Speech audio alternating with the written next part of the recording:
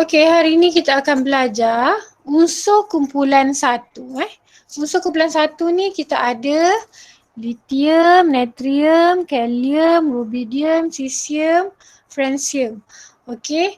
So, ini adalah antara gambar-gambar bateri lithium kan? Ada kan? Pernah nampak kan bateri ni dalam awak punya jam ataupun bateri kereta. Bateri kereta yang dia punya controller tu. Lepas tu kita ada lampu warp natrium dan kemudian kita ada baja kalium nitrat. So, ini adalah contoh-contoh apa kegunaan dia. Yang penting kat sini adalah kita punya perubahan sifat fizik. Okey, sebelum cikgu terang perubahan sifat fizik ni, cikgu nak lukis dulu gambar macam mana kita nak buat. Sekejap cikgu lukis dulu lithium ni. Supaya awak nampak kan macam hari tu senang nak nampak. 1, 2, 1. Lepas tu kita ada natrium.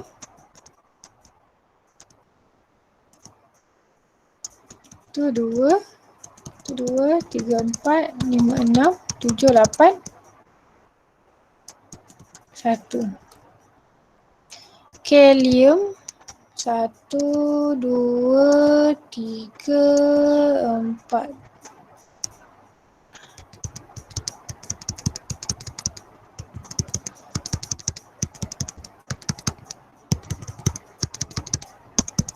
Okey. So cikgu nak terang dulu apabila menuruni. Dia nampak tak kalau cikgu kecilkan macam tu?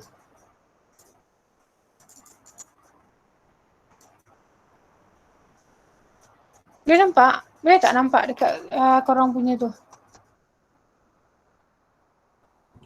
Boleh. Boleh Okey. So apabila menuruni kumpulan 1, jejak area atom semakin meningkat. Awak nampak kan? Bila kita menuruni kumpulan 1 ni, dia punya jejari makin lama makin meningkat. Okey, disebabkan apa?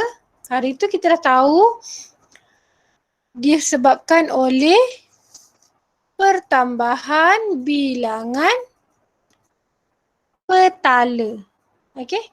So, tapi ayat tu tak penuh kan? Ayat tu mesti kena cakap jejari atom unsur meningkat sebab apa? Pertambahan bilangan elektron. Kemudian pertambahan bilangan petala berisi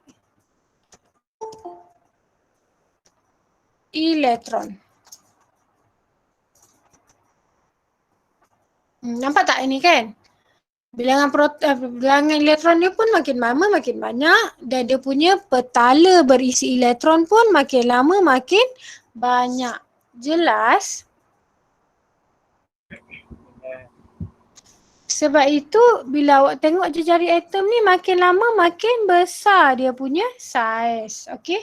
So kita tengok pula unsur kumpulan 1 ini dia mempunyai takat lebur dan takat didih yang rendah jika dibandingkan dengan logam lain seperti ferrum.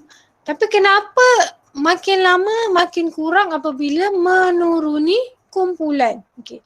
Soalan tanya, mengapa takat lebur dan takat didih unsur semakin berkurang apabila menuruni kumpulan? Sebab apa? Kita kena kaitkan dengan ikatan logam. Sebelum cikgu pergi penerangan tentang benda ni, cikgu nak cerita apa itu ikatan logam.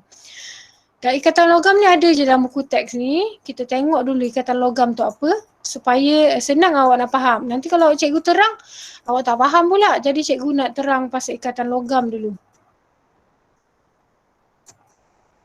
Sekejap ya.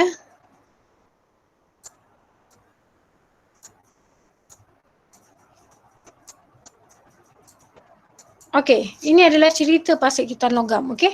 So, ikatan logam ni Dia kata atom logam tersusun secara rapat dan teratur. So ini adalah bentuk atom logam. Katakanlah awak ada satu wayar kuprum.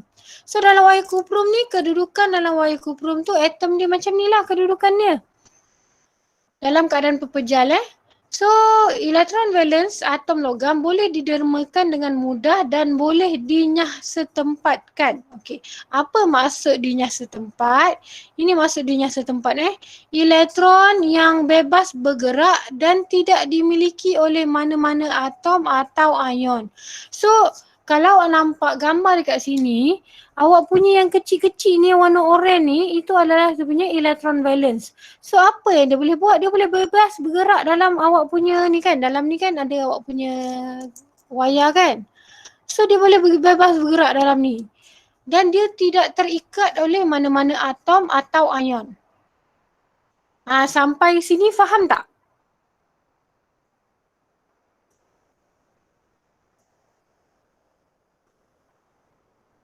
Faham cikgu. Faham So dia macam ni lah, dia bergerak, dia tak terikat kat mana-mana. So dia boleh bergerak kat sini. Itu dinamakan dinyah setempatkan. Walaupun di dalam keadaan pepejal, elektron tu boleh bergerak dekat dalam dia punya wayar tu.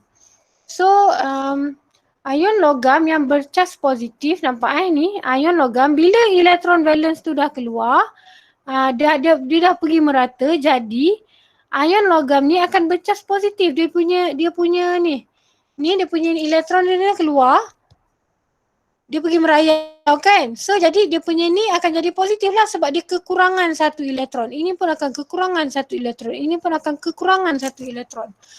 So dia punya dalam ni akan bercas positif disebabkan kekurangan elektron tadi. So semua elektron valence yang dinyah setempatkan boleh bergerak bebas di antara struktur logam dan membentuk lautan elektron. So bila dia dah bergerak ke mana-mana tadi, dia dah dinyah setempatkan, jadi dia akan membentuk satu lautan elektron. Sebab kita tak tahu dia kat mana kan. So dia macam ni lah, dia nak gambarkan awak punya ni nampak macam lautan elektron. Jadi daya tarikan elektrostatik antara lautan elektron dan ion logam bercas positif membentuk ikatan logam. So antara ini, sekejap ya, cikgu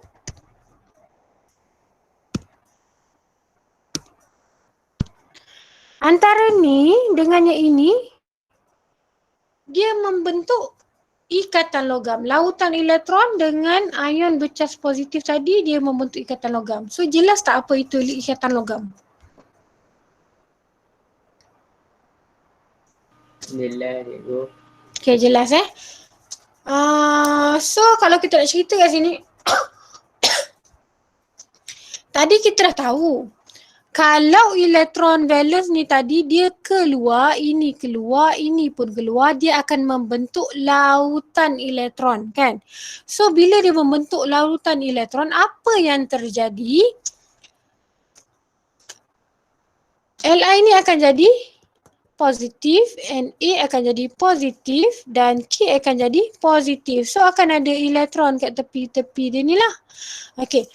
So hubungan antara ion positif dengan elektron valence ini, lautan elektron ni tadi dipanggil ikatan logam. Okey, kenapa cikgu terang kat situ? Sebab awak perhatikan apabila awak tengok ni kan, Li ni sekarang dia ada dua, betul tak? Proton dia ada dua. Kenapa cikgu kata proton dia boleh ada dua? Sebab elektron yang keliling dia sekarang ni ada dua. Tiga. So kat sini proton dia 3, kat sini proton dia 10 pula. 11. Kat sini proton dia ada 19. So apabila dia makin lama makin jarak dengan dia punya elektron ini, menjadikan ikatan logam dia semakin lemah. Kenapa lemah? Okey, katakanlah awak nampak kan kat sini kan. Cikgu lukis dengan warna purple pula. Yang ni dia kecil. Satu. Yang ni dia besar sikit. Yang ni lagi besar sebab dia punya apa tu? Dia punya petala tadi ni kan. Makin lama besar.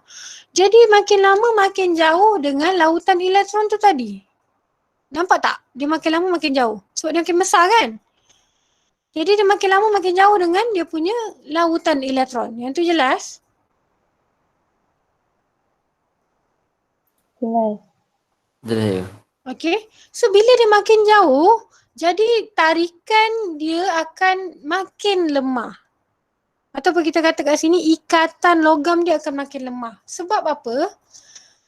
Dia makin lama makin jauh, makin lemah lah. Contoh sebelum ni awak. Ini sekolah. So ni mak awak Ni mak awak. Ini awak kat sekolah.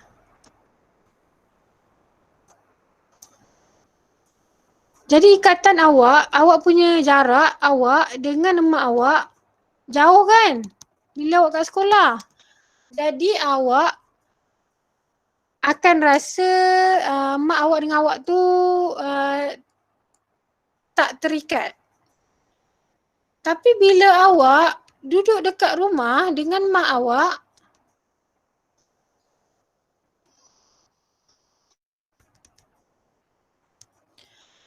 dia dekat. Jadi bila dia dekat awak dengan mak awak, jadi awak punya hubungan dengan mak awak tu akan lebih kuat.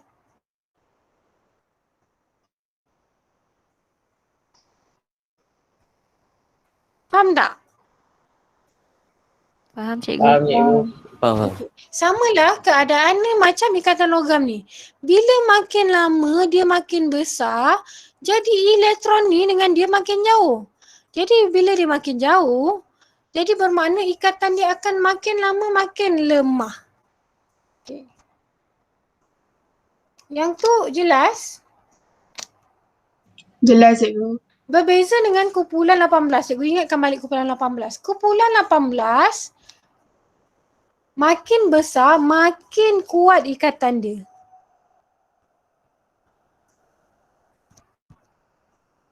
Yang tadi dekat sini. Sekejap ya.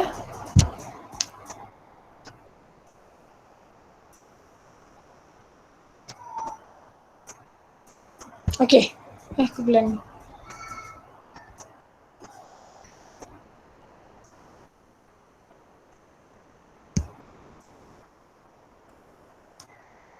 Okey. Berbeza dengan kumpulan 18, awak ingat lagi tak yang cikgu suruh ni pegang tangan kan dengan Arif dengan Zikri cikgu. Arif dengan Zikri, satu lagi sekejap.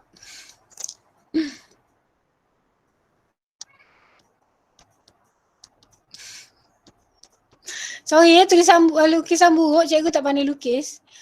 Ni dia pegang tangan kan. Berbeza dengan kumpulan 18, itu Arif dengan Zikri, lepas tu siapa? Nazrisah. Hadif dengan Ajmal, betul? Okay. So, ikatan antara Arif dengan Zikri lemah, jadi dia senang putus. Manakala antara Hadif dengan Ajmal kuat. Sebab dia besar, dia kuat.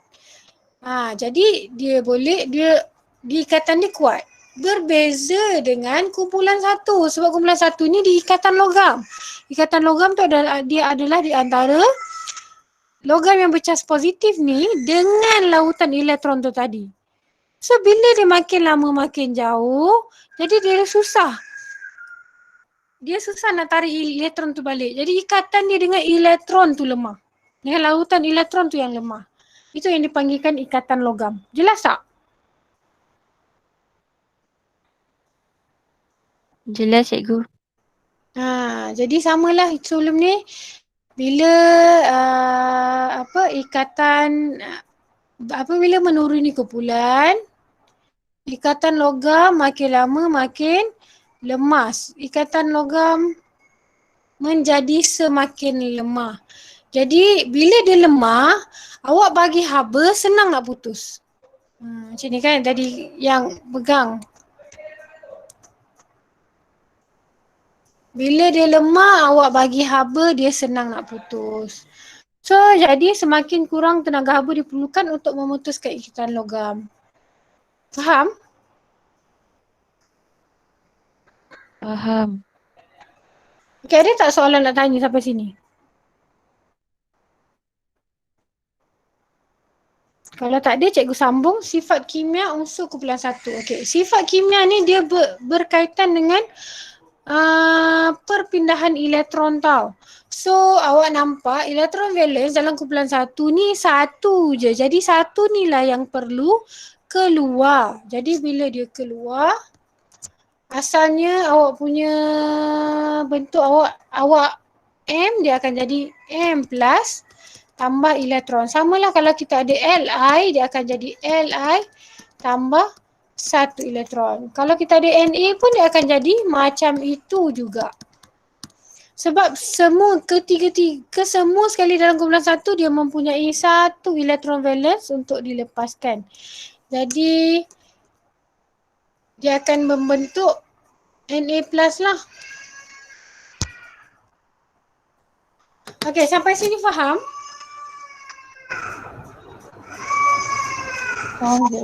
Ini yang dikatakan sifat kimia. Okey, sifat kimia. Kita tengok sifat kimia dia yang pertama apabila dia bertindak balas dengan klorin. Tapi cikgu cari tadi dekat YouTube, cikgu cuma cari tindak balas dengan air. Jadi cikgu tunjuk dulu video tindak balas dengan air. Sekejap.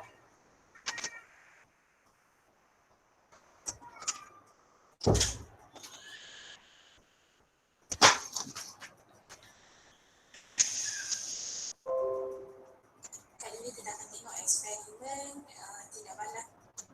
Okey, bismillahirrahmanirrahim. Kali ini kita akan tengok Dengar tak apa yang orang ni cakap?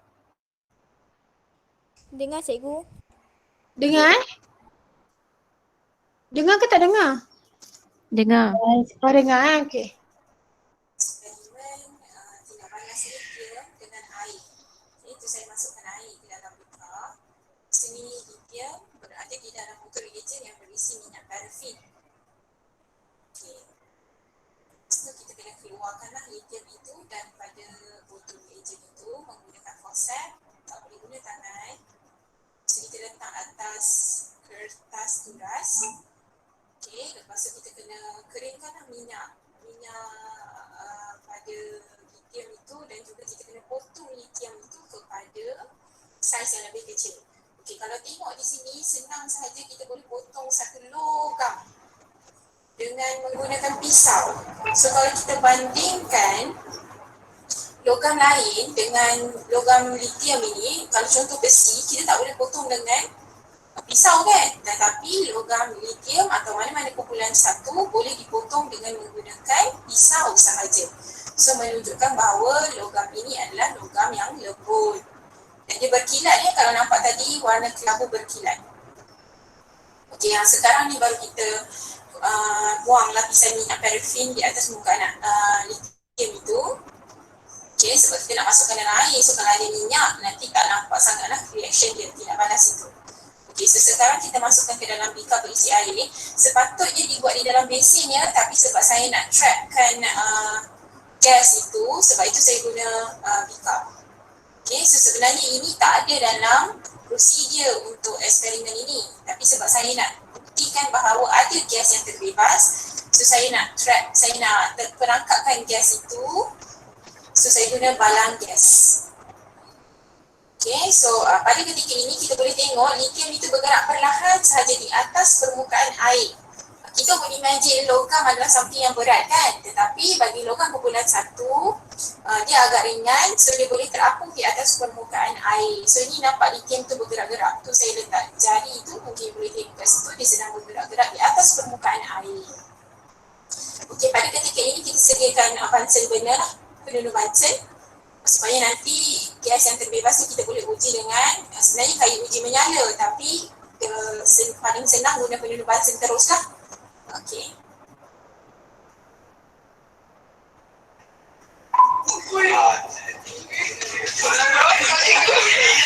Okey, kalau dengar tadi ada bunyi pop lah ya. Okey, sekarang kita uji dengan kertas litmus merah. Kita just rendah kertas litmus merah itu dan kertas litmus ini bertukar menjadi biru. So bermaksud larutan beralkalilah terhasil. So kita boleh uji dua. Satu kita guna kertas litmus biru, kertas litmus merah tadi. Dan yang ini kita guna phenolphthalein. Okey, kalau kita tengok tadi, larutan tidak berwarna phenolphthalein itu telah bertukar menjadi merah jambu. So mengesahkan larutan yang terhasil ini adalah larutan beralkali. So boleh uji dua cara, iaitu sama ada guna kertas litmus merah ataupun guna larutan phenolphthalein. Sekian, terima kasih. Okey, faham?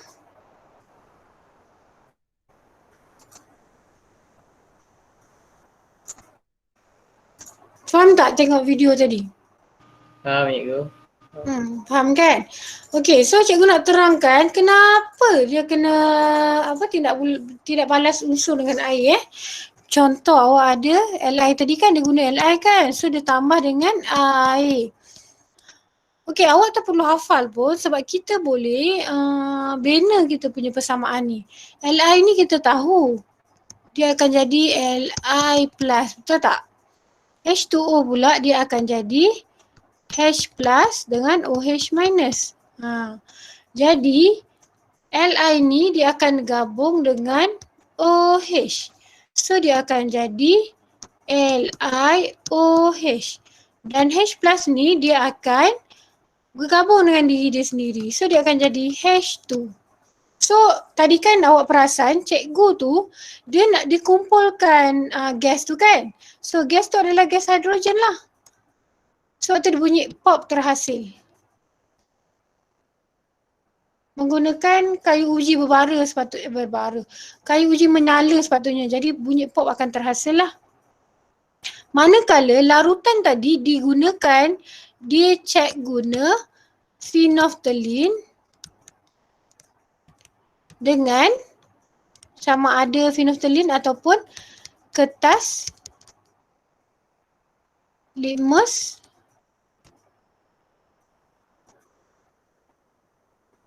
merah kan. So kenapa kena guna ni? Sebab nampak kan ada lithium hydroksida. Okey, bila ada hidroksida, dia menunjukkan larutan itu adalah larutan beralkali. Sebab tu bila awak cek guna phenolphthalein ni kalau dia masuk dalam larutan beralkali, dia akan jadi warna pink. Sebab tu dekat video tadi dia warna pink. Kemudian kalau awak guna kertas litmus merah, cek dekat larutan beralkali dia akan jadi warna biru. Jelas tak? Jelas cikgu. Jelas cuma cikgu tak seimbangkan dekat sini tadi. Cikgu nak seimbangkan Li ni 2. Okay, so dah seimbang lah. Yang tu cikgu tak nak ulang balik sebab kita dah belajar sebelum ni macam mana nak seimbangkan persamaan. Okay, kemudian cikgu tunjuk pula sekiranya Li ni bertindak balas dengan oksigen. So tambah dengan oksigen. So kita tahu Li ni dia Li plus. So oksigen ni dia punya ion dia adalah O2 minus. Jadi bila Li bertindak balas dengan O2 minus ni dia akan jadi, ingat kita silangkan dia. So dia akan jadi Li2O. So kat sini akan jadi 2. Kat sini Li ni O ada 2 kan. So cikgu letak 2 dekat sini. So Li sekarang ada 4. So 4 lah kat sini. So macam tu cara awak nak bina persamaan dia. Jelas tak? Macam mana nak bina persamaan?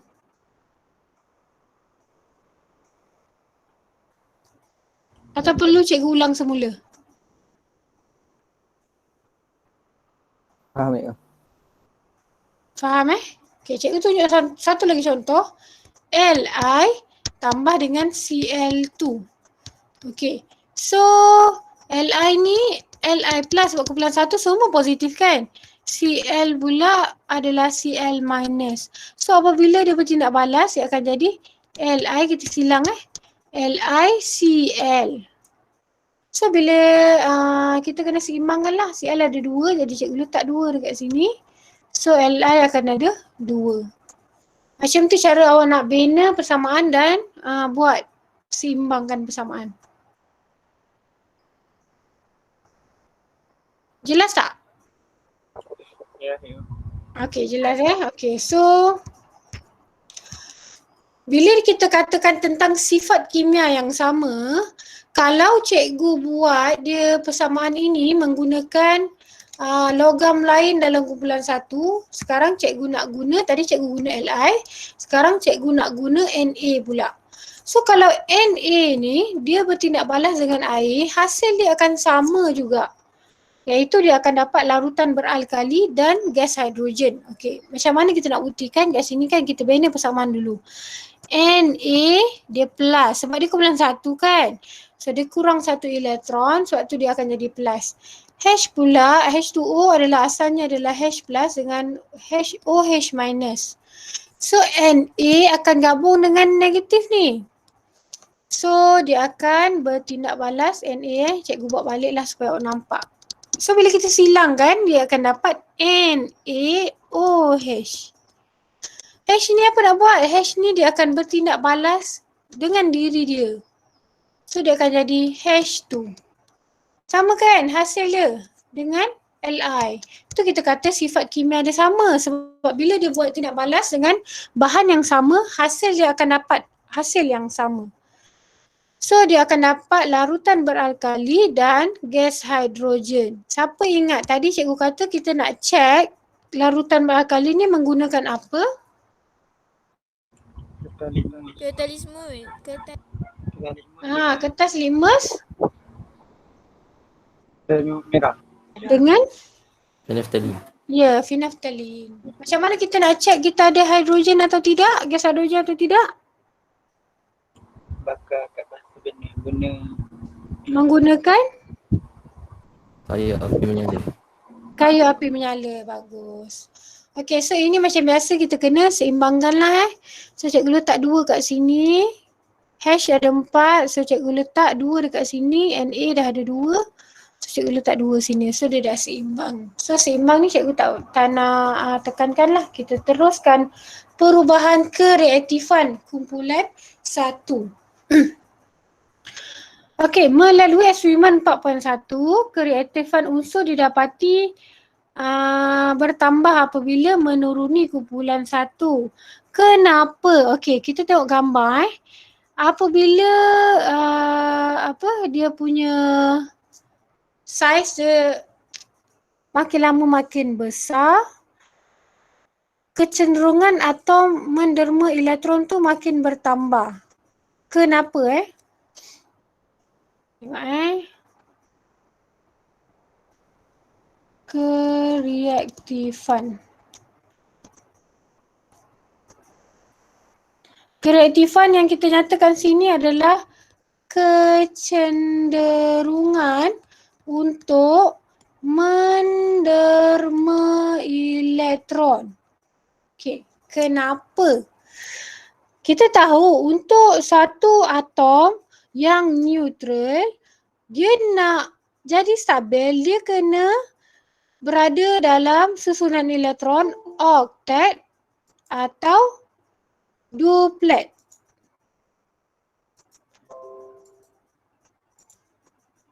Oktet atau duplet oktet atau duplet. So jadi apa yang berlaku dalam kumpulan 1, dia kena hilangkan dia punya elektron ini. Dia perlu hilangkan elektron ini dengan menderma elektron ini kepada suatu unsur yang lain. Jadi kita nak tengok kereaktifan dia apabila menuruni kumpulan sekarang. Apabila menuruni kumpulan, benda pertama kita nampak adalah petala dia makin lama makin banyak. Ni ada petala ada 2, ini petala dia ada 3, ni petala dia ada 4. So petala berisi elektron itu bertambah. Atau ayat yang pertama kat sini, bilangan petala yang berisi elektron bertambah. Itu ayat yang pertama tentang petala.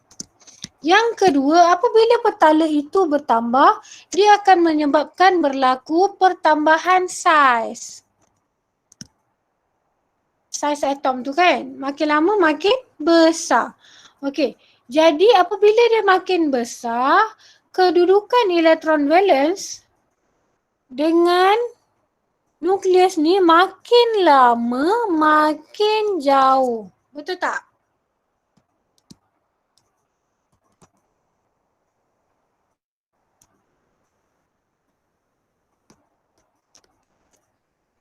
Betul tak? Makin lama makin jauh.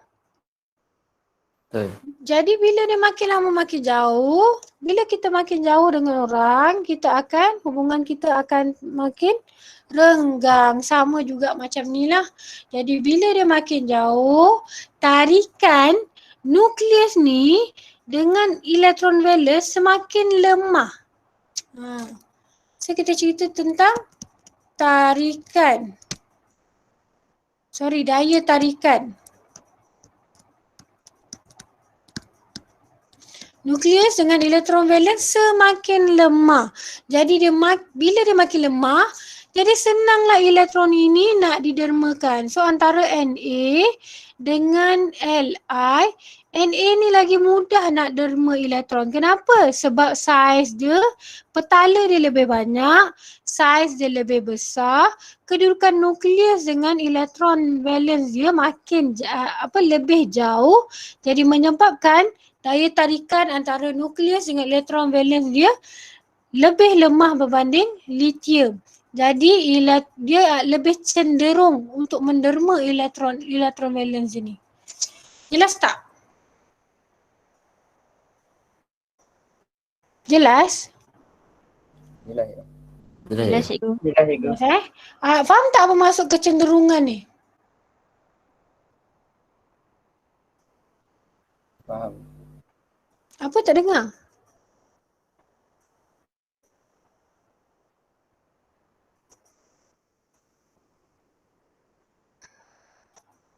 Tahu kan bahasa Melayu kan? Okey, kita pergi seterusnya. Okey, anda telah mempelajari sifat-sifat kumpulan 1 ni. So, seperti logam kalian lain, unsur rubidium, cesium dan francium merupakan logam yang lembut. Tadi kan kita nampak dekat video tu, senang nak potong kan kumpulan 1 punya logam. So, dia sebenarnya logam yang lembut dengan permukaan yang berkilat. Tadi nampak berkilat warna apa? Warna silver tadi kan video tadi. So, serta mempunyai takat lebur dan takat didih yang rendah. Rubidium dan cesium merupakan logam yang sangat aktif dan mudah terbakar. Unsur rubidium dan cesium biasanya bergabung dengan unsur lain dan sukar untuk dipisahkan secara kimia. Unsur francium pula merupakan isotop radioaktif yang tidak stabil dan mempunyai jangka masa hayat yang pendek. Dan ketiga-tiga unsur ni sangat reaktif apabila bertindak balas dengan air dan oksigen. Sebelum cikgu tamatkan kelas, cikgu nak awak jawab. Cikgu nak siapa lelaki dululah. Cikgu nak Alif jawab. Alif dia tak jawab. Boleh tak awak berikan 2 contoh kumpulan 1? Apa kumpulan 1 kita? Alif pergi tandas cikgu. Alif pergi tandas. Siapa yang jawab tu? Saya. Siapa tu? Darwish. Okey, Darwish. Jawab Darwish. Apa contoh kumpulan 1? Lithium dengan natrium. Lithium dengan natrium. Okey, bagus. Nombor 2. Nyatakan 2 perbezaan sifat fizik antara unsur X, Y dan Z. Okey, yang ni cikgu nak perempuan pula. Cikgu nak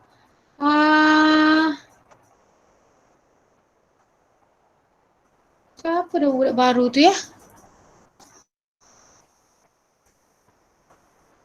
Siapa budak baru tu?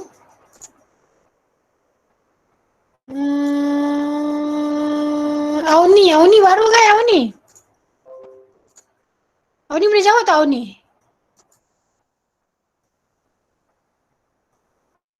Auni tak boleh on mic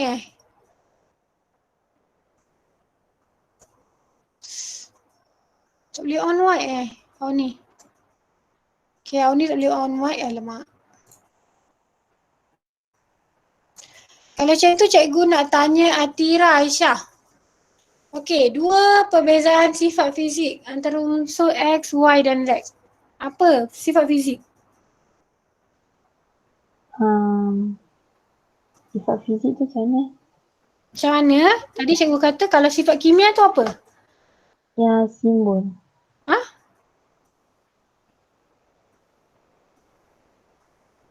Okey, siapa boleh bantu Atira?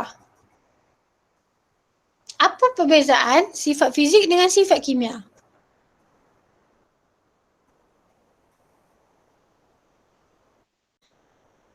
Ke orang lain pun tak tahu? Sebab tadi cikgu rasa cikgu ada bagi tahu masa cikgu terang tadi. Sifat kimia ni apa? Tak ada nak cuba? Salah tak apa. Okey, tak apa. Cikgu tunjuk yang ni. Ingat tak cikgu ada terang yang ni tadi? Yang mana tadi? Ni. Apa yang awak faham dengan benda ni? Siapa nak cuba? Nak cuba cikgu? Siapa tu? Edina. Okey, Edina. Apa Edina? Apa yang awak faham? Yang dekat elektron valence dia ada satu elektron. Dekat elektron valence dia ada satu je. So Okey. kita dermakan dia. Jadi dia akan jadi contohnya kalau dalam buku teks sekejap. M tu contoh M dia akan jadi M plus tambah elektron. Okey. Terus? Itu sifat kimia. Ya, betul. So sifat kimia ni dia berkaitan dengan berlaku perpindahan elektron tu, maksudnya setiap kali dia buat tindak balas itu adalah sifat kimia dia lah. Contoh tadi kumpulan 1 bertindak balas dengan air, dia akan hasilkan larutan beralkali dan hidrogen. Itu adalah sifat kimia bagi kumpulan 1. Macam mana pula dengan sifat fizik? Sifat fizik yang belajar fizik. Apa? Arif? Tak jelas.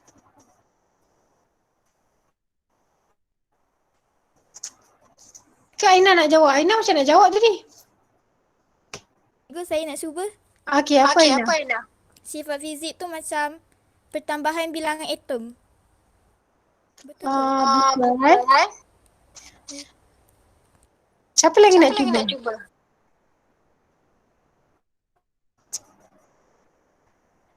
Okay, kalau tak ada siapa nak cuba. Tu, siapa Zikri nak jawab? Apa Zikri nak jawab? Permukaan berkilat. Ya betul. Itu adalah antara sifat fizik lah. So sifat fizik ni sebenarnya kita boleh nampak dengan mata kita. So contoh macam Zikri kata tadi, permukaan dia berkilat. Siapa boleh bagi sifat fizik yang lain? Lembut. Ya betul, lembut. Lagi? Ringan.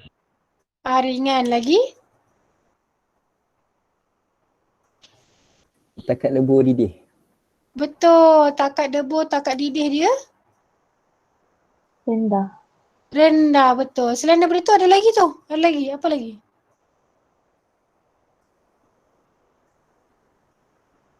Senang terbakar. Apa Fan? Apa tak dengar? Mudah terbakar. Mudah terbakar. Tu pun betul juga. Tapi ada satu jawapan yang cikgu tak dapat lagi.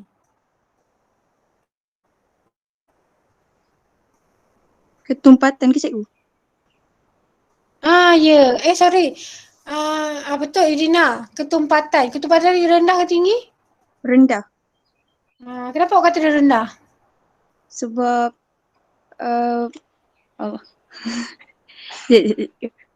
Sebab apa dekat video tadi awak nampak? Rapung je tu. Ya betul, dia terapung di atas air. Okey, tadi Farhan jawab mudah terbakar kan? Mudah terbakar tu dia tidak dikategorikan sebagai sifat kimia. Siapa tahu kenapa?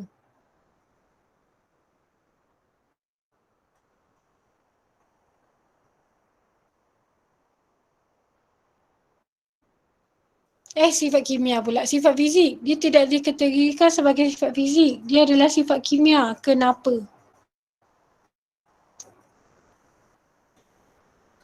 Okay, kalau tak tahu cikgu bagi tahu. Farhan nak jawab. Apa Farhan? Ada reaksi. Ya betul. Ada tindak balas. Betul. So bila ada berlaku tindak balas, so itu adalah sifat kimia. Jelas tak antara sifat kimia dengan sifat fizik? Jelas cikgu. Okay. Atira, boleh tak Atira jawab? Apa perbezaan dua perbezaan sifat fizik? Tadi Atira dah tahu kan tadi yang cikgu dah kawan-kawan dah bagi tadi kan? Okey, cuba Atira bagi tahu pula cikgu. Apa dua perbezaan sifat fizik antara untuk X, Y dan Z? Apa tadi permukaan yang licin? Yang Tak, dia mesti beza. Kalau permukaan berkilat, semua kumpulan satu, semuanya berkilat. Faham tak Atira? Jadi bila soalan minta perbezaan,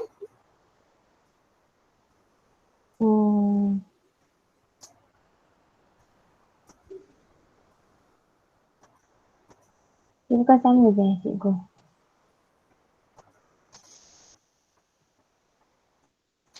yang pertama, okey, kalau tak dapat jawab cikgu beritahu. Yang pertama, antara X, Y dengan Z, dia punya ketumpatan makin lama makin rendah. Maksudnya Z ketumpatan dia lebih rendah berbanding X. Yang kedua, takat lebur dengan takat didih dia. Tadi awak ingat masa cikgu terang tadi kan? Takat lebur dengan takat didih mana lebih tinggi? X ke Y atau Z?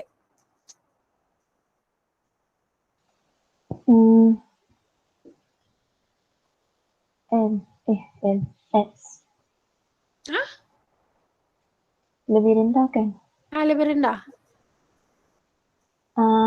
Z.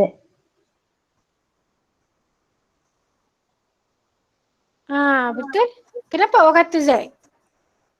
Sebab dia punya kecenderungan untuk menerima elektron. Tak, dia tak ada kaitan dengan tu. Lama cikgu terang tadi. Siap pergi ke bab lain tadi cikgu terang. Sebab petala tu. Apa? Petala. Petala? Tak. Siapa boleh bantu Atira? Sebab apa? Takat lebur, takat didih Z lebih rendah. Pertambahan saiz atom. Tak, sebenarnya benda tu memang ada, tapi yang paling penting sekali adalah kenapa benda, apa berkaitan dengan haba tu. Cikgu, ikatan Ya betul. Ikatan apa Ifah? ikatan logam. Ya, ikatan logam tu sebenarnya kaitan dengan takat lebur, takat didih tadi ni yang ni kat sini. Yang cikgu duk cerita pasal ikatan logam kat sini ni. So dia berkaitan dengan takat lebur, takat didih. Yang awak cerita tadi kat sini kan, yang dia berkaitan dengan kereaktifan. Kalau dia cerita tentang daya tarikan antara nukleus dengan electrovalence. Atau tadi awak cakap pasal kecenderungan kan Aisyah? Awak cerita pasal kecenderungan dia tadi. Sebab awak kata takat lebur dia dengan takat didih dia lebih rendah sebab kecenderungan untuk menerima elektron dia lebih tinggi. Salah. Sebab dia tak ada kaitan. Kecenderungan ni dia kaitan dengan kereaktifan dia. Jelas tak? Jelas. Kalau takat lebur, takat didih dia berkaitan dengan haba. Jadi dia mesti antara ikatan logam kat sini. Boleh Okey, 5 minit lagi sebelum cikgu habiskan. Yang ni korang uji kendiri ni kena buat tak payah buat ni. Kita buat dekat ni. Buku modul, muka surat, kerja rumah kerja rumah.